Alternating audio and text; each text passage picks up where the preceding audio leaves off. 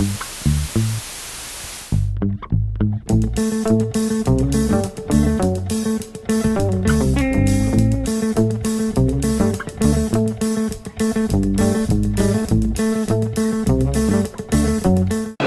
continue notre petit tour du Computex chez Enermax avec un nouvel IO, le LeakMax 2 qui sera disponible en 140 mm et en 240 mm. Le tarif du 120 mm devrait être de 169 € environ. On le voit, on a un nouveau top, ça semble plutôt bien travaillé et bien fait. Pour le reste, on connaît. Ensuite on a cette petite chose qui semble assez sympathique, donc en fait c'est un dock, un adaptateur 3,5 vers 2,5, 3,5 vers 2,5, donc on met un SSD à l'intérieur, ça ressemble à un disque dur, ça peut toujours être utile, ça se remplit facilement comme ça. Ensuite on passe au boîtier, alors comme il y a pas mal de monde ça va être difficile. Alors je vais vous montrer les boîtiers en extérieur et je vous montrerai le châssis en intérieur ensuite avec une autre vue. Donc on aura le Skyline, c'est un boîtier plutôt classique avec un châssis moderne et qui sera proposé à 29 € uniquement. Donc on a deux B525, on aura un ventilateur à l'arrière. Le iVector Q, donc on reprend la forme du iVector qui est sur la gauche, on le voit là-bas, d'ailleurs la version grise est plutôt sympathique.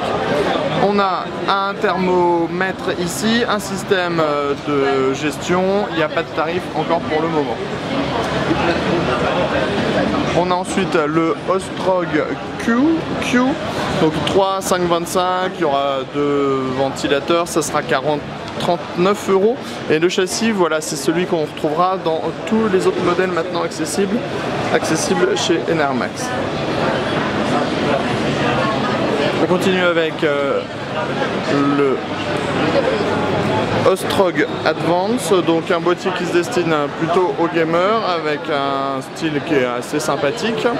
On a que des baies 5,25 pouces modulaires à l'avant, un petit dock, ici une gestion ventilo USB, la possibilité de mettre du water cooling dans le haut et le châssis est plutôt bien fait et semble tout à fait moderne. Par contre rien ne dit quand ce boîtier arrivera chez nous. On file, on fait 2-3 petits pas.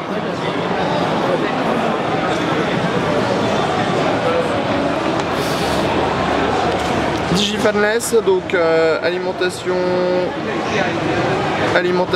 fanless 550 watts en 80 plus platinum.